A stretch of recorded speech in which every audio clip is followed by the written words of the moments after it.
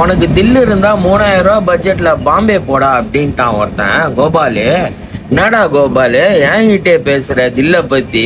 அப்படியா, சரி ஓகேடா ரைட்ரா.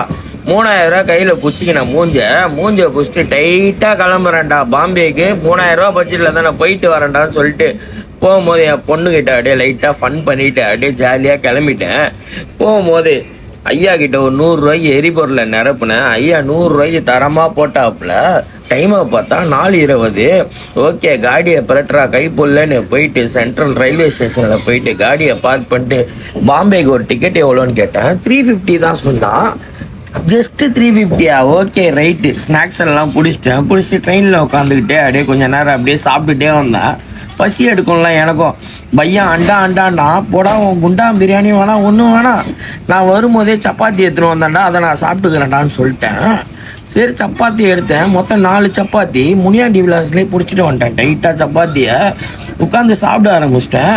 சாப்பிட்டு முடிச்சோன்னே ஓகே தூக்கம் வருமே. சரி ஓகே நைட்டு தலைவரே குட் நைட், நாளைக்கு பார்க்கலாம் ரைட்டே.